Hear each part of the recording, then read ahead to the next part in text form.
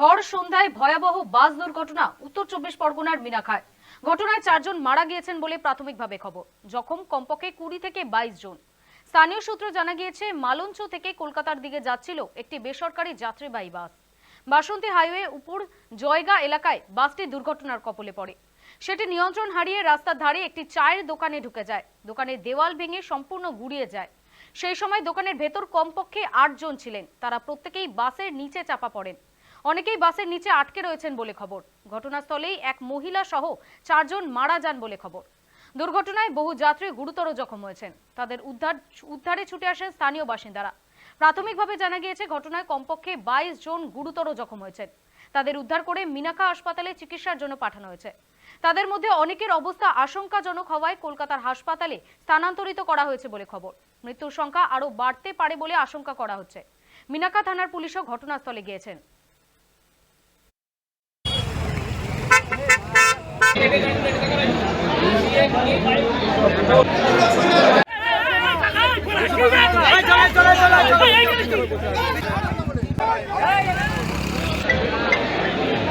বাসটা একটু জোরে ছিল আর সামনে দিয়ে একটু একটা বাইক খুব স্পিডে ছিল।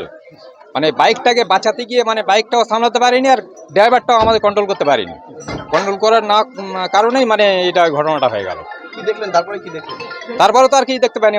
তারপরে যা হলো, একটা আওয়াজ হলো, আওয়াজের পরেই আমাদের সব বাসটা পাল্টি খেয়ে গেল।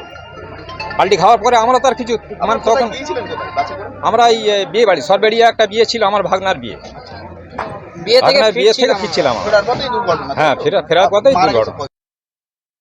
ওরা একটা বাইকের সামনে আর কি বাইককে বাঁচাতে গিয়ে আর কি এই দুর্ঘটনা ঘটেছে। বাস যে ড্রাইভার সেও মারা গিয়েছে। একটা দোকানের মধ্যে গাড়িটা ঢুকে গেছিল, এক মহিলাও মারা গিয়েছে, বাইক আলাও মারা গিয়েছে। আমরা যারা মারা গিয়েছে তো তাদের তো সান্ত্বনা দেওয়ার মতন ভাষা আমার নেই। তাদের পরিবারের প্রতি আমার শ্রদ্ধা জানাই। এবং যারা হসপিটালে গিয়েছেন তার মধ্যে 16 জন এখান থেকে এফআইআর হয়েছে। তাদের মধ্যে 3 জনা খুব গুরুতর অবস্থায় রয়েছে। আমার দিক থেকে যত রকম ভাবে সহযোগিতা করা থাকবো। তারপরে তো ইন্স্যুরেন্স ক্লেম যেভাবে করা যায়, আমি দীর্ঘদিন ধরে সব রকম ভাবে থাকবে।